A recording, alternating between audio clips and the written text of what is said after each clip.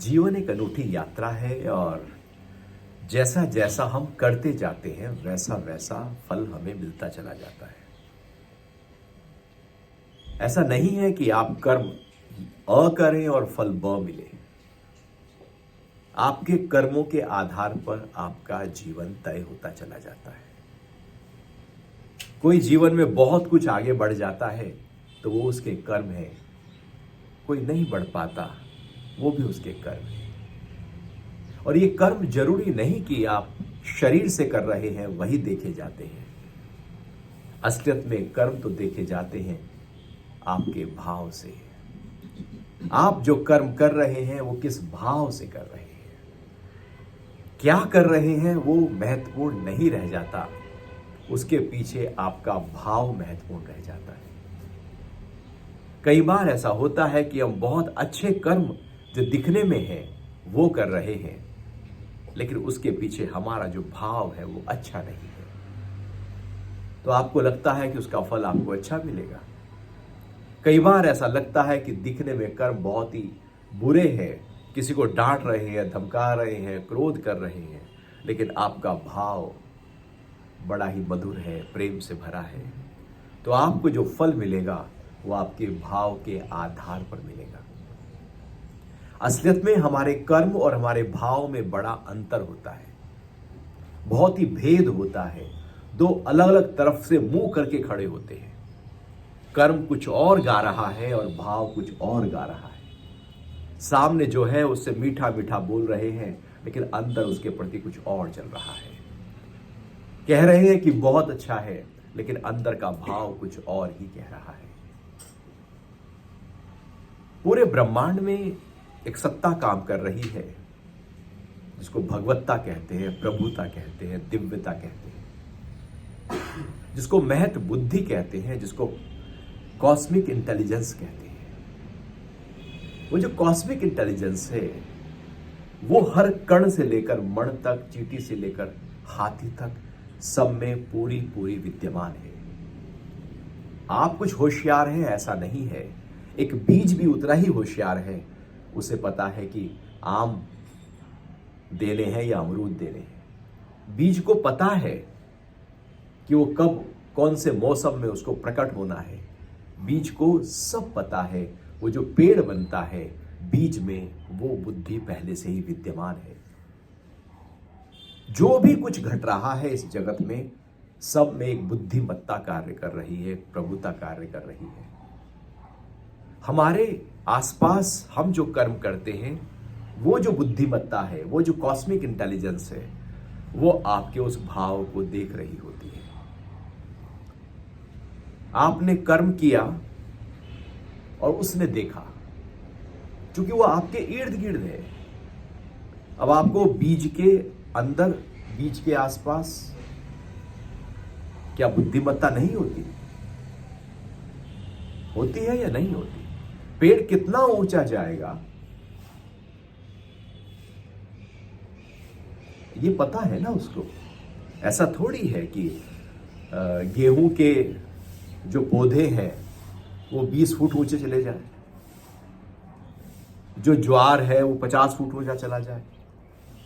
ऐसा थोड़ी होता है कि आम के पेड़ 1 फुट के लगे, बरगद का पेड़ 2 फुट का लगे। ऐसा कुछ होता है क्या? उस बीज को पता है कि उसकी सीमा क्या है, वो कहां तक जा सकता है, ऊपर कहां तक जा सकता है, नीचे कहां तक जा सकता है, दाएं कितना फैल सकता है, बाएं कितना फैल सकता है, खुशबू किस तरह से होगी, रंग किस तरह से होगा, मिठास होगा, खट्टा होगा, सब कुछ वो जानता है। पूरी नेचर कार्य कर रही है, यानी कि पूरी नेचर में कॉस्मिक इंटेलिजेंस है जो उस बीज के लिए फल तैयार कर रही है। ऐसे ही हमारे साथ भी होता है। हम जो कर्म करते हैं उसके पीछे अपने भाव देखते रहना। आपके भाव क्या है? आपके जो भाव है वही आप हैं, बाकी तो आप है ही नहीं। वो तो झूठा है, वो तो दिखावटी है, वो तो बनावटी है, वो तो दूसरों को दिखाने के लिए है। आप वास्तविकता में वो है जो आपका भाव है, जिसमें आप जीते हैं, जो आपके अंदर से उपजता है, जो आपके अंदर से उठता है, वो आप हैं, ना कि जो दिखता है वो आप हैं। वो तो आया है, जाएगा, कभी नहीं था, कभी है, वो तो घटता बढ़ता ही रहता है। उसमें उतना इठला लेने की जरूरत नहीं है, जरूरत नहीं है। क्योंकि यदि वो होता तो हमेशा के लिए होता, हमेशा से होता। यदि वो है ही नहीं, है ही झूठा, तो कभी आया, कभी लंबे समय तक टिका और फिर चला भी गया। वो है ही नहीं ऐसा। लेकिन मेरा जो भाव है वही महत्वपूर्ण है। कुछ लोग कहते हैं कि अरे हम तो बहुत अच्छा काम करते हैं लेकिन हमारे फल तो बच्चे मिलते ही नहीं। और अक्सर ये बात कह दी जाती है कि जो पुण्यात्मा होते हैं उनके लिए तो सारे दुख सामने खड़े हैं। लोग कहते हुए थकते नहीं है कि हम तो रोज मंदिर जाते हैं फिर भी कोई ना कोई दुख जीवन में खड़ा ही है। लोग कहते ही रहते हैं कि हम तो सब कुछ अच्छा करते हैं लेकिन हमारे लिए तो कुछ अच्छा घटता ही नहीं। क्या वो जो बुद्धिमत्ता है उसको नहीं पता कि आपने अच्छा किया है नहीं किया? क्या वो आपसे ज्यादा जानती है या आप ज्यादा जानते हो? वो इंटेलिजेंस जो आपको बारीकी से देख रही है, आपने जो अच्छा किया उसके पीछे अच्छा भाव था ही नहीं, क्योंकि वो दिखाने का अच्छा था। उस बुद्धिमत्ता ने आपके कर्मों को देखा ही नहीं, क्योंकि वो तो बहुत ही सूक्ष्म है। वो स्थूल देखती ही नहीं है, वो तो सूक्ष्म है और सूक्ष्म देखती है और सूक्ष्म पे रिएक्ट करती है। तो आपने बहुत अच्छा काम किया लेकिन भाव शायद अच्छा नहीं था, दिखाने का था। मैं मंदिर रोज जाता हूं, शायद लोगों को बता देने का था कि हम मंदिर जाने वाले धर्मात्मा हैं। अक्सर दुकानदार पहले मंदिर जाकर टीका लगाता है, फिर दुकान पे बैठता है, फिर दीपक जलाता है। कस्टमर देखते हैं मंदिर भी लगा है, टीका भी लगा है, धोती भी पहनी है, ज़्यादा कमाएगा नहीं, वाजिब पैसे ही लेगा, लूटेगा नहीं, खसोटेगा नहीं। तो उसका मंदिर जाना, उसका टीका लगाना क्या उसके ऊंचे भाव का था या उसकी एक व्यापार की एक नीति है? वो एक व्यापार की नीति है। पॉलिटिकल पार्टी भी उसी व्यापार की नीति के आधार पर कार्य करती है। वो दिखने में कुछ और होता है, अंदर कुछ और होता है। जो दिखता है वो होता नहीं है, और जो प्रभुता है, जो दिव्यता है, वो जो भाव से आप कर्म करते हैं उसको पकड़ती है, और जगत उसको पकड़ता है जो आप करते हैं बाहर से। एक है जगत की पकड़, एक है उस दिव्यता की पकड़। कर्म कौन से मिलते हैं?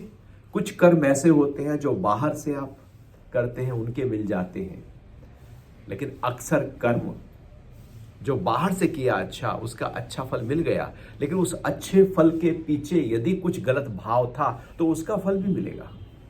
अब दोनों फल मिलेंगे, अच्छा भी मिल जाएगा, बुरा भी मिल जाएगा, जो कि वो मिलेगा ही मिलेगा। अब जो कर्म हमने जिस भाव से किया है, वो जो प्रभुता है, वो उस को पता लग गया कि इसने कुछ अच्छा किया है। वो जो एनर्जी है वो आपकी एनर्जी के लिए कुछ बेटर करने में लग जाएगी। इसलिए कर्म आप ये करते हैं और फल ये मिलता है, नहीं मिलता। कर्म किया ये और फल मिला वो, क्योंकि कर्म फल नहीं देता। कर्म तो आप जो कर रहे हैं उसमें आपने एनर्जी में कुछ डाला, आपने पत्थर फेंका। अब कर्म क्या हुआ? पत्थर फेंकने का तालाब में, और फल क्या हुआ? पानी के छींटे लौट कर आए। तो यदि पत्थर फेंका होता तो लौट के क्या आता? पत्थर ही तो आता। लेकिन कर्म जिस तरह से होता है, फल दूसरी तरीके से घटता है। वो जो बुद्धिमत्ता है वो देखती है कि क्या फल देना है, कैसे फल देना है, किस तरह से फल देना है। कई बार बहुत सारे फल इकट्ठे होकर वो एक साथ फल दे देती है।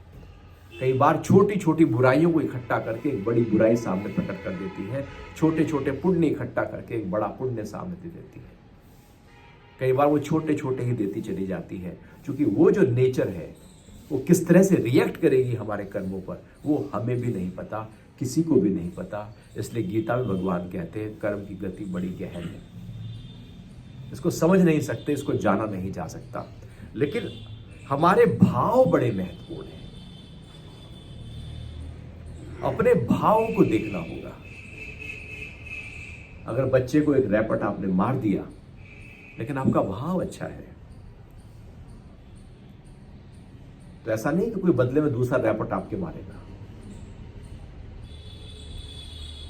कर्म जैसा हुआ, फल उसी रूप में वैसा जो का त्यों प्रकट नहीं होने वाला, कुछ और तरीके से प्रकट होगा।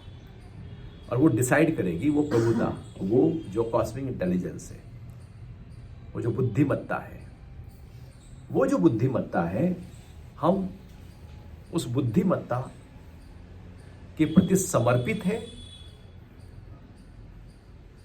या समर्पित नहीं है।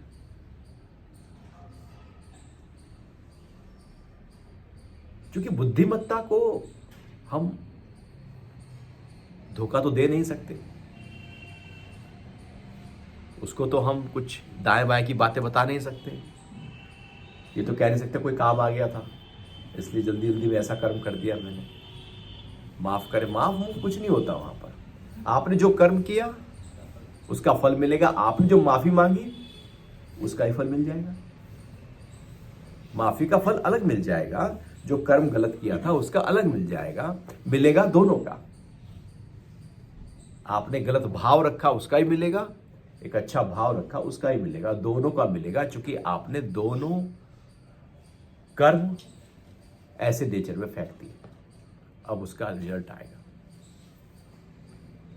तो जीवन की इस यात्रा में हमारे अंदर के भाव क्या है?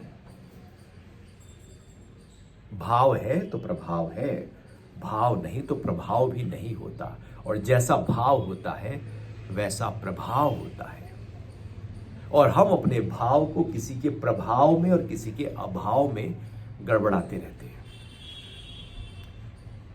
ये चीज नहीं है, ये कमी है, ये कमी है, अपूर्ण है हम, अब ये मिल जाएगा तो बहुत कुछ हो जाएगा, ये पा जाएंगे तो बहुत कुछ हो जाएगा। हम दुखी हैं, दीन हैं, दरिद्र हैं, हम फकीर हैं, गरीब हैं, मांगे जा रहे हैं, तृप्त हो ही नहीं रहे हैं, कभी भी पूर्णता आ ही नहीं रही है। अधूरे भाव में जीवन को जीना नहीं है। पूर्ण हो जाओ। जब पूर्ण हो जाओगे तो अब आपके अंदर से जो भाव उठेगा वो शुभ होगा, और जब अपूर्ण होंगे, जब भाव उठेगा तो वो अशुभ ही होगा। जो दिया है, जितना मिल जाता है, मन कहता है कि अभी और चाहिए। आप ही बताओ, नहीं कहता क्या? लखपति नहीं चाहता होगा करोड़पति हो जाए? अब 1 करोड़ हो गया तो क्या वो नहीं चाहता होगा कि 2 हो जाए? या वो कहता बहुत हो गया है जी, तृप्त है जी। हाँ, कहने को कहते हैं भगवान ने बहुत दिया, अब कुछ नहीं चाहिए, तृप्त। चल भैया तृप्त हो गए तो उसके पास में एक ब्रीफकेस ले जाए, 2 करोड़ रुपए रखकर, भाई लीजिए आपके लिए है, लॉटरी लगी थी। तो वो कहेगा मैं तृप्त हूं जी, नहीं मुझे नहीं चाहिए। वो जो कह रहा है कि मैं तृप्त हूं, केवल दिखाने के लिए कह रहा है, उसमें भी उसका अहंकार है जो दूसरे को बताता है कि मैं तृप्त हो गया हूं। वो केवल ये कह रहा है कि मैं कुछ हूं, मैंने कुछ पा लिया है, मैं तृप्त हूं। और यदि और मिल जाए तो वो कहेगा हाँ और दे दो। वो कहे कोई कि 2 करोड़ की लॉटरी लगी है, वो 2 करोड़ का ब्रीफकेस आपको दे जाए और आप बैठ के रात भर गिनोगे, 1 लाख कम मिले तो कल को सुबह को फोन करोगे, भाई 1 लाख कहां गया? तो तृप्ति हमारी झूठी है, पूर्णता हमारी झूठी है, दिखावटी है, बनावटी है। क्या वो प्रभुता नहीं देख रही है? ये झूठी है या सच्ची है? ये तृप्ति कैसी है, ऊपर की है या अंदर की है? वो तो देख ही रही है ना। तो क्या करना है? अपने भावों को शुद्ध करना है, जिसको भाव शुद्धि कहते हैं। क्योंकि भाव महत्वपूर्ण है, और ये भाव यदि आपका शुद्ध होने लगा तो आपके अंदर सारी आत्मा के जो गुण है वो प्रकट होने शुरू हो जाएंगे। प्रेम आपके अंदर फूट पड़ेगा, माधुर्य अंदर से प्रकट हो जाएगा, समता का भाव प्रकट हो जाएगा, निस्वार्थ भाव अपने आप प्रकट हो जाएगा। और यदि आप अपूर्ण हैं तो स्वार्थ ही स्वार्थ। सुबह से आप स्वार्थ में झूल रहे हैं, रात तक आप स्वार्थ में ही रहेंगे, सारा जीवन स्वार्थ में खप जाता है। और फिर कहते हैं कि हम चेहरे पर वो खुशी नहीं, वो प्रसन्नता नहीं, वो आनंद नहीं, वो हल्कापन नहीं, जो जीवन से हम निकाल सकते थे वो निकाल ही नहीं पाए, क्योंकि हम कहीं दायरों में अपने आप को अटका के रखे हुए हैं। कुछ जाल माया ने बुन दिए हैं और उसमें हम फंस गए और हमें लगने लगा हम कुछ हो गए। जब लगे कुछ हो गए तो समझो कि अहंकार आ गया, और अहंकार यदि है तो जो प्रभुता है वो अहंकार देख रही है कि इसमें अहंकार है, इसके चलने में अहंकार है, इसके बोलने में अहंकार है, इसके एक्शन में अहंकार है, इसके देखने में अहंकार है। अहंकार कई रूपों में दिखता है। केवल अहंकारी व्यक्ति को आप कैसे जानेंगे कि इसके अंदर अहंकार है? पता लग जाएगा, उसकी नजर से पता लग जाएगा, उसके उठने उसके बैठने से पता लग जाएगा, उसके चलने से पता लग जाएगा, उसके बात करने से नजरिए से पता लग जाएगा, उसके हर एक्शन जो शरीर से उसके निकला, जो भी कुछ निकला, उससे पता लग जाएगा कि अहंकार है या प्रेम है। होता अहंकार है और हम दिखाते प्रेम है, क्योंकि हमने सुन लिया है कि अहंकार अच्छा नहीं होता। एक्चुअली वो अहंकार ही होता है, वो प्रेम होता ही नहीं, क्योंकि अहंकार से हम ड्राइव होते हैं।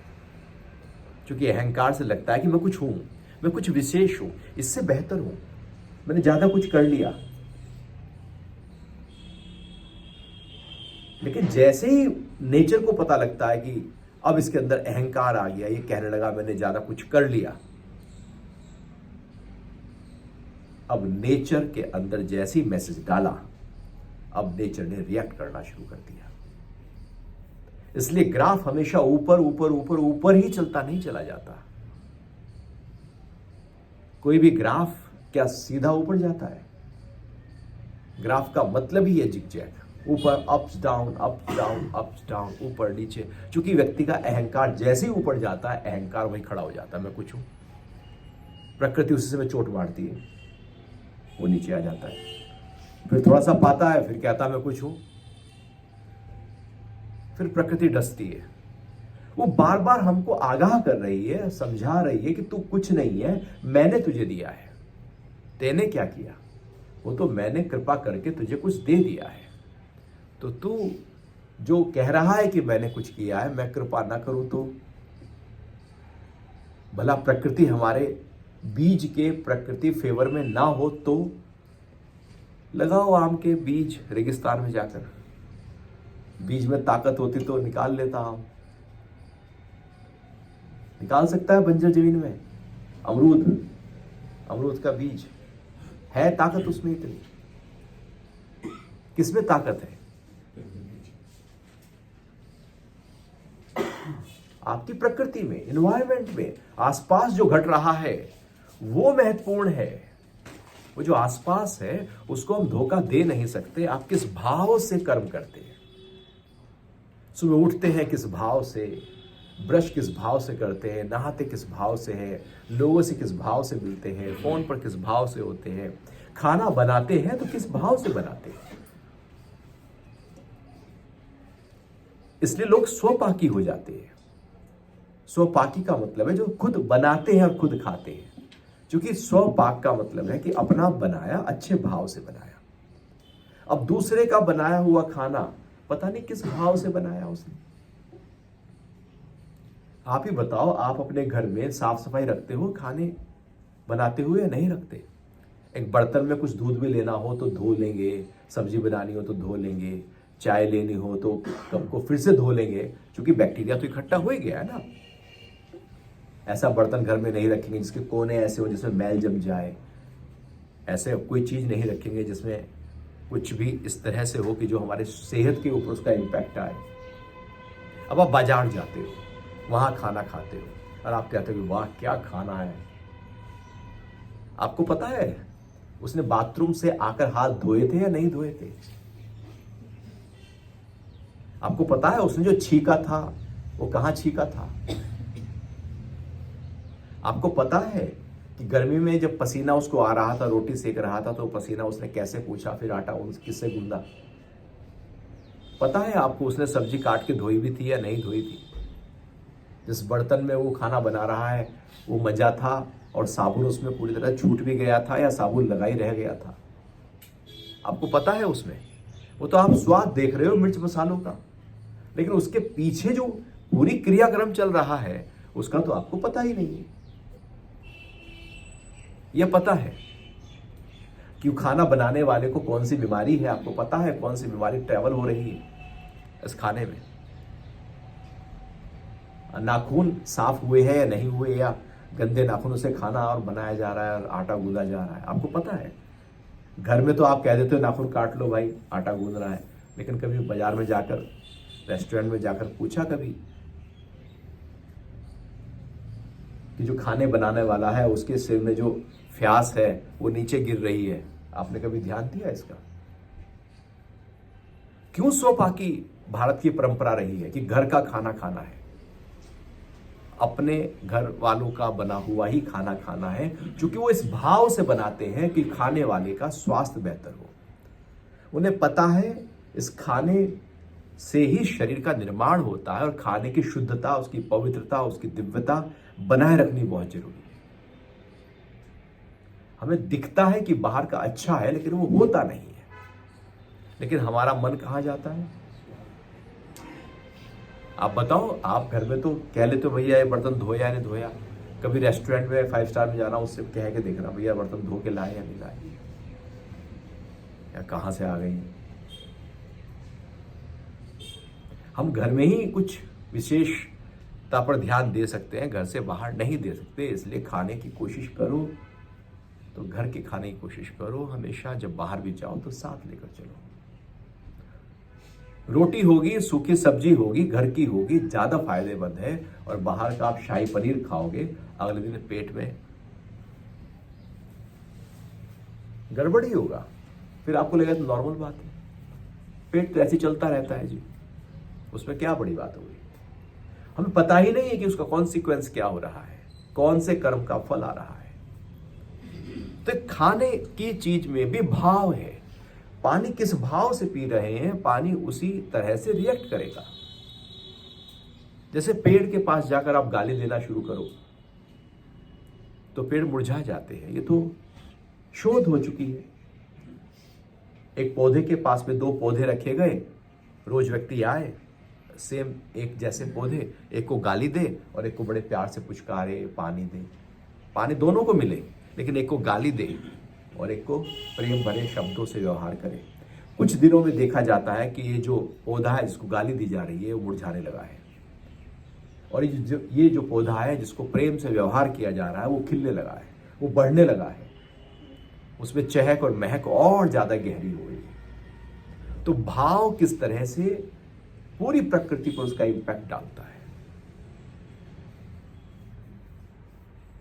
जीवन में जो छोटी छोटी चीजें होती हैं वही महत्वपूर्ण होती है, मोटी मोटी चीजें कभी महत्वपूर्ण नहीं होती।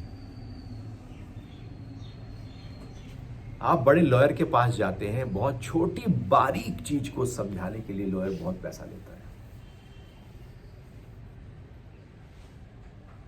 बहुत ऐसी सटल प्रॉब्लम जो कोई समझ नहीं पा रहा है, एक बड़ा डॉक्टर, उसके चार्ज ज्यादा होंगे, क्योंकि वो बहुत ही सूक्ष्मता से जाकर उस बीमारी को देख सकता है। नजर जितनी छोटी होगी उतना ही बड़ा व्यक्ति होगा। एक आर्किटेक्ट की नजर जितनी बारीक होगी, डीप होगी, वो उतना बड़ा हो जाएगा। एक डिजाइनर की नजर जितनी बारीक होगी उतना वो बड़ा होगा। जितनी मोटी होगी उतना वो कभी बड़ा नहीं हो सकता, वो छोटा होगा। इसलिए जो डिजाइनर कपड़े होते हैं वो बहुत ही एक महीनता से बनाए जाते हैं कि धागा भी कौन सा लगाना है, कहां पर क्या करना है। इसलिए छोटी छोटी बातों को ध्यान में रखते हुए उसकी वैल्यू ज्यादा होती है। और वही कपड़ा जब थोक में बनता है तो उसकी वैल्यू कम हो जाती है, क्योंकि वहां डिटेलिंग पर ध्यान ही नहीं है। तो जीवन एक डिटेलिंग है, सूक्ष्मता है। आप किस सूक्ष्मता से जीवन को जी रहे हैं, सुबह से लेकर रात तक की सूक्ष्मताएं किस तरह से कार्य कर रही हैं आपके साथ, वैसा अब जो रिएक्ट है, जो रिस्पॉन्ड है, वो आपको मिलेगा। हमारे हर अच्छे कर्म में कुछ फल पहले ही छुपा होता है, इसलिए अच्छा वो अच्छा रहता ही नहीं है। आप मंदिर जाने से पहले सोच लेते कि मांगना क्या है, तो क्या वो अच्छा रहा?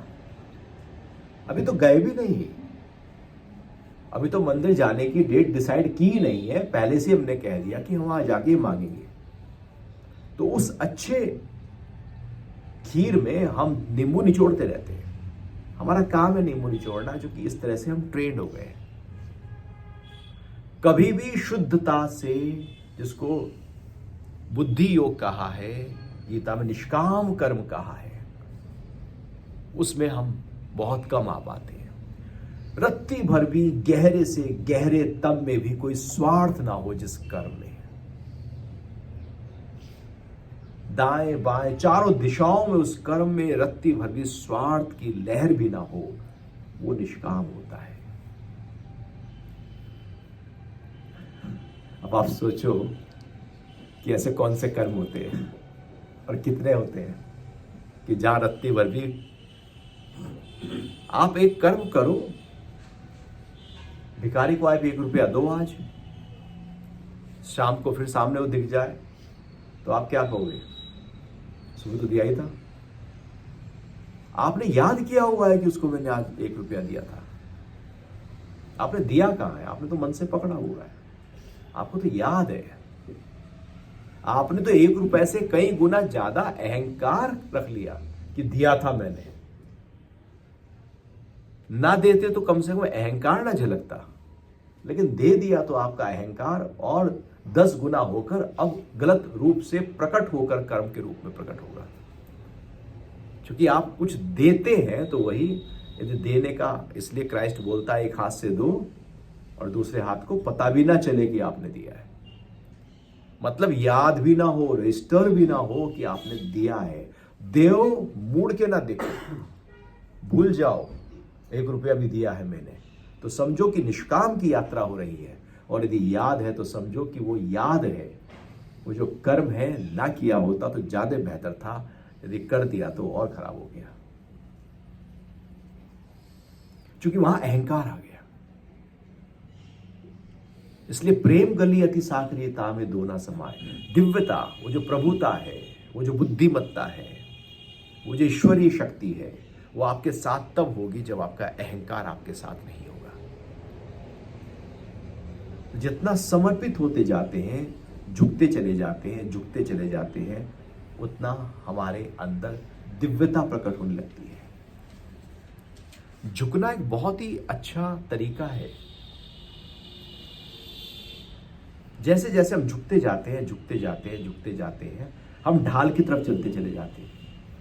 आप ही बताओ, सारा पानी कहां इकट्ठा होता है? ढाल पे या ऊंचाई पर? कौन भर जाता है पानी से? पहाड़ कभी पानी से भरता है या गड्ढा पानी से भरता है? जो झुका है वो भरता है या जो उठा है वो भरता है? कौन भर जाता है? जो उठा है उससे तो एकदम गिर जाएगा पानी, उसमें तो टिक ही नहीं पाएगा। जो झुक गया है, झुक गया है, झुक गया है, धरती पे जो सबसे ज्यादा झुक गया उसे समुद्र कहते हैं। वही धरती का गड्ढा है। सारा पानी चूंकि ग्रेविटी कारण से नीचे की तरफ ही बहेगा, गड्ढे की तरफ जाएगा, जाता जाएगा। गोमुख से गंगा बह रही है और कहां चली? गड्ढे की तरफ। जहां उसे स्लोप मिलता चला गया, ढाल मिलता चला गया, बहती चली गई, ढाल मिलता चला गया, बहती चली गई, और जाकर कहां चली गई? जो सबसे ज्यादा गड्ढा था, समुद्र तल की ऊंचाई देखते हैं ना, गड्ढे की ऊंचाई देखते हैं ना, तो जितना बड़ा गड्ढा उतना ज्यादा पानी। तो झुकने की प्रक्रिया ऐसी प्रक्रिया है जो हमें दिव्यता से भरती है। जब आप झुकते हो तो आप भरते हो, जब आप उठते हो तो आप खाली होते हो। इसलिए अहंकार में आप उठते हो तो आप खाली हो जाते हो, ड्रेन हो जाते हो।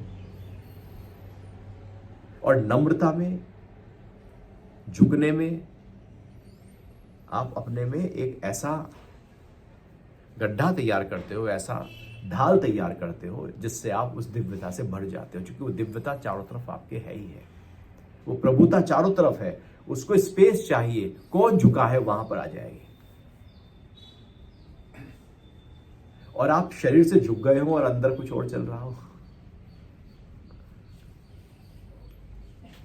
अक्सर शरीर से ही झुक जाते हैं, नहीं झुक जाते। घरों में माँ बाप से द्वेष हो, लेकिन दुख लिहाज के लिए आपको पैर छूने हैं,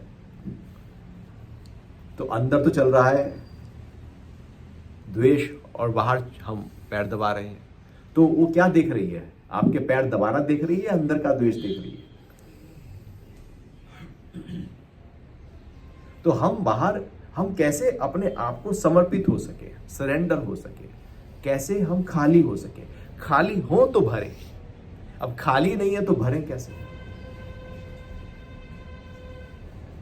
दूध वाला आया और पहले से ही आप पानी भर के भगोने में ले जाओ उसके सामने, वो कहेगा भैया पहले खाली तो कर लाओ। शिक्षा देगा नहीं देगा? वो पहले खाली कर लाओ तो दूध भरूं, तुमने पानी से भरा है। तो जब तक हम अंदर से खाली नहीं होंगे तो नेचर हमको भरेगी कैसे? हम पहले ही भरे बैठे हैं क्रोध में, काम में, लोभ में, मोह में, अहंकार में, मैं मेरे में, द्वेष में, मैं कुछ हूं, अपने पास्ट को लेकर हम पता नहीं क्या। हम भरे हैं विचारों से, ख्यालों से भरे हैं, खाली हैं। फोन खाली हो तो फोन आए ना। अब लगातार फोन पे आप बिजी है तो फोन कैसे आए? आप ही बताओ, मैं फोन करूं आपका बिजी, फिर करूं बिजी, तो कैसे बात बने? आप भरे हैं, अब खाली नहीं है। हम फोन पे चिपकते हैं तो पता नहीं क्या, ऐसे समझ लेते हैं पता नहीं क्या हो गया। लंबी लंबी बातें हम करते रहते हैं। हम अपने को खाली रखना नहीं चाहते, एक्चुअली हम भरे रहना चाहते हैं और गंदगी से भरे रहना चाहते हैं। सुगंध तब आए जब दुर्गंध हटे। अब दुर्गंध को आप पकड़े हुए हैं तो सुगंध आएगी कैसे? वो दिव्यता जीवन में प्रकट तब हो जब आप खाली हो। इसलिए प्रार्थना आपको खाली करती है, इसलिए अपने साथ बैठना आपको खाली करता है, ध्यान आपको खाली करता है, सत्संग आपको खाली करता है, एकाग्रता, मौन, एकांत खाली करता है, मंदिर जाने में भगवान के सामने नतमस्तक होना आपको खाली करता है, सत्शास्त्र पढ़ना आपको खाली करता है। ये सब चीजें आपको खाली करती हैं जिससे आप भर जाओ। हम खाली होना नहीं चाहते इसलिए भर नहीं पाते, क्योंकि जब खाली होने के तरीके में जाते तब भी भरे हुए होते हैं। इसलिए मंदिर जा रहे हैं खाली होने के लिए और पहले से सोचा होगा कि अब ये मांगेंगे, तो हम भर के चले, खाली हुए ही नहीं।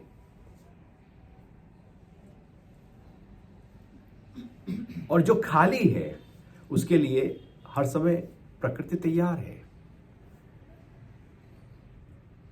जो किसी के लिए रात को खड़ा है उसके लिए दूसरा भी रात को खड़ा है या नहीं खड़ा है, या एक ही खड़ा होता रहे? तो आप प्रकृति को शुभ भाव से भरो, प्रकृति आपको शुभ भाव से भर देगी। प्रकृति वो कुछ दे देगी जो आपने सोचा भी नहीं था।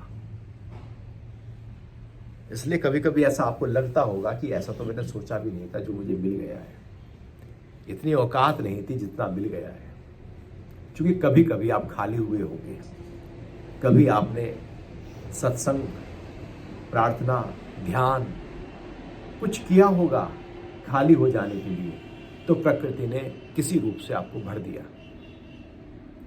यूं ही नहीं भर दिया, आप अहंकार से भरे हुए होते तो प्रकृति ना भरती। कभी कुछ किया था आपने, उसका आपको रिजल्ट मिला है। और अब जब रिजल्ट मिला है, अब यदि अहंकार आ गया तो अब फिर खाली हो जाओगे। समुद्र यदि ऊपर की तरफ खड़ा हो जाए तो उसका पानी बह जाएगा। तो जो कुछ मिल रहा है प्रकृति से, प्रभुता से, दिव्यता से, इसका मतलब है कि आप कुछ खाली थे और उसने आपको भरा है। लेकिन हम मन से हर समय भरे हुए हैं।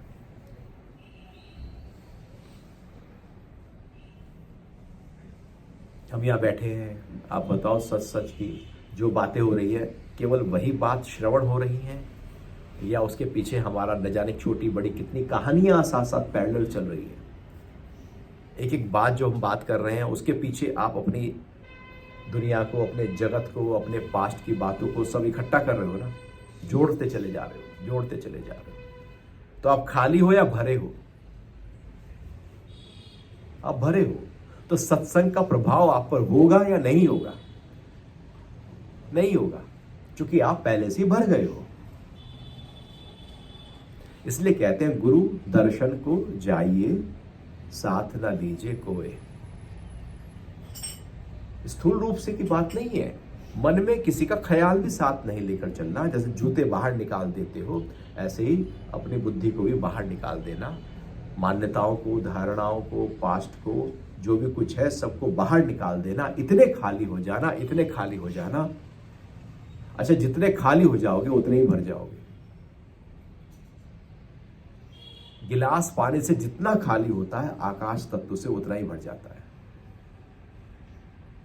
वो सॉलिड चीज से खाली होता है और जो सूक्ष्मता है वो उसमें भर जाती है। इसलिए कोई भी चीज कभी खाली होती ही नहीं है। जितनी वो खाली होती जाती है उतनी आकाश तत्व से भरती चली जाती है, वायु से भरती चली जाती है।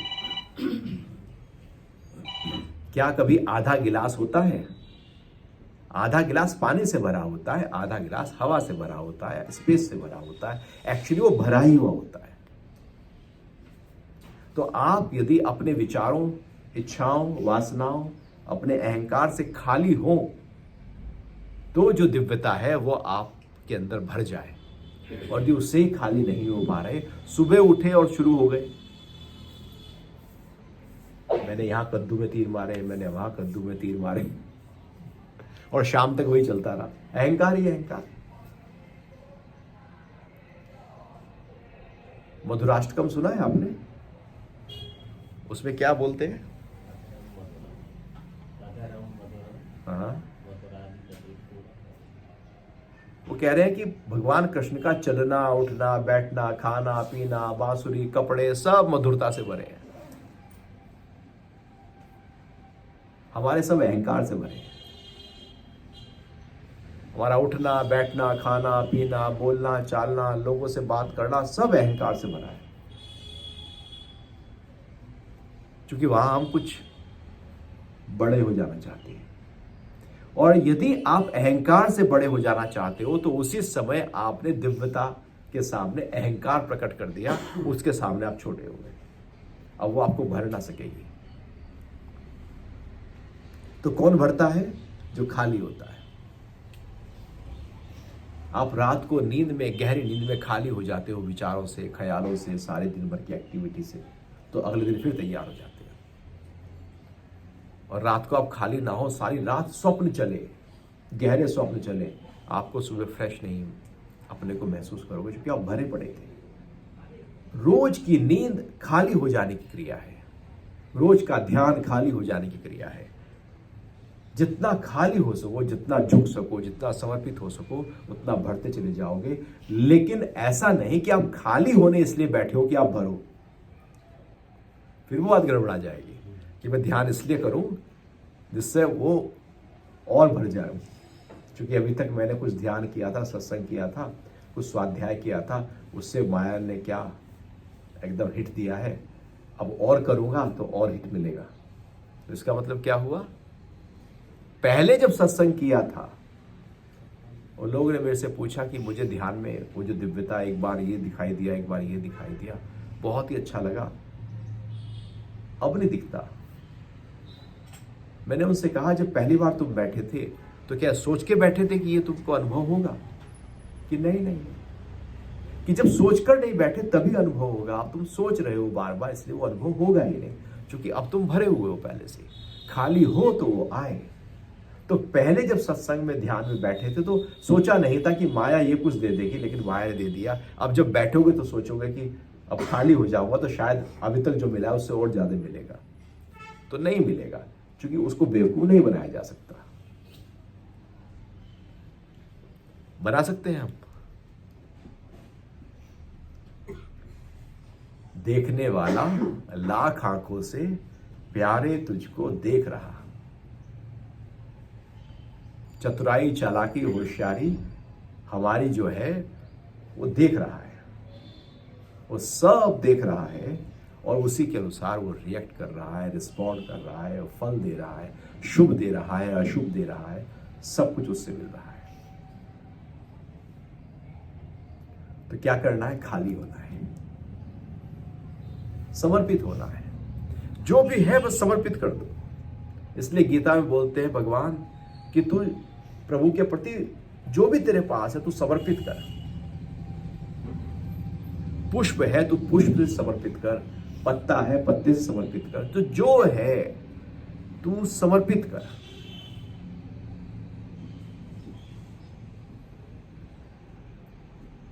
तो जितना समर्पित करेगा उतना ही अंदर बढ़ता चला जाएगा उस दिव्यता से। वो कहावत है ना, तू एक देगा पैसा दोगे तो 10 लाख। वो आगे पहुंच गया ना एक पैसा देने के लिए और दे दिया उसने एक पैसा, इंतजार कर रहा है 10 लाख कब आएंगे।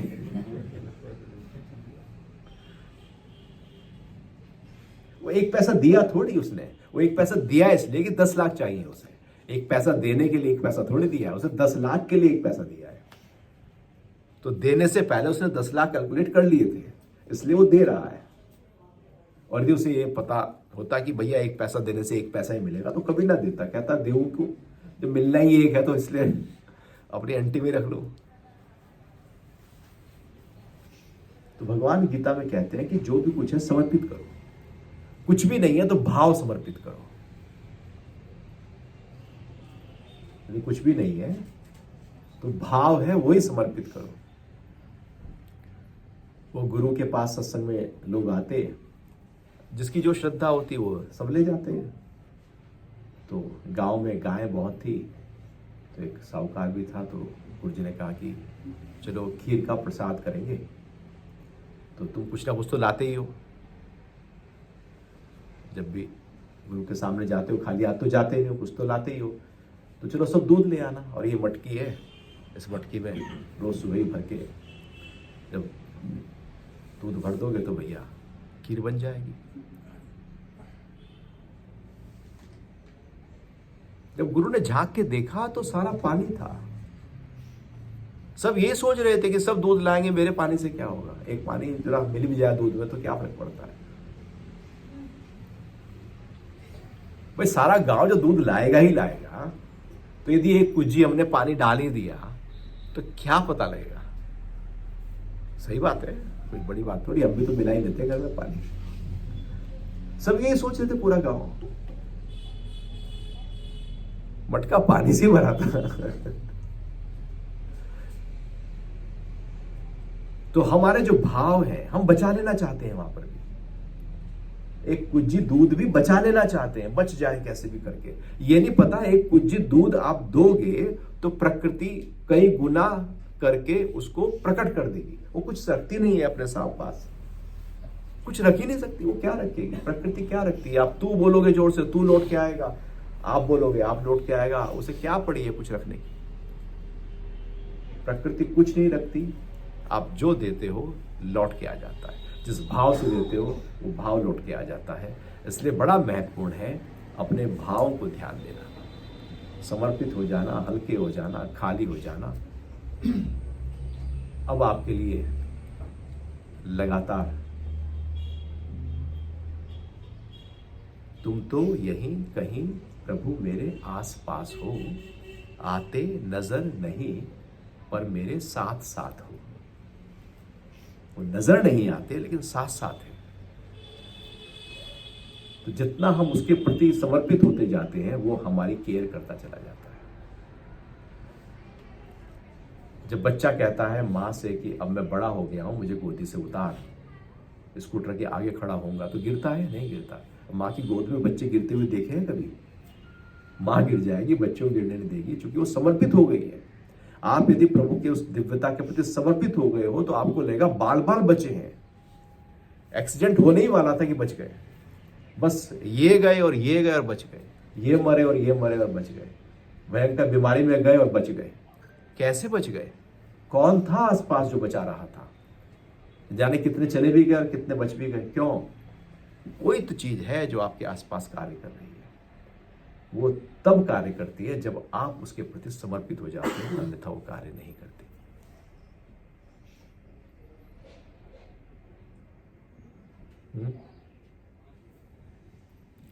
चलिए, कुछ प्रश्न आपके।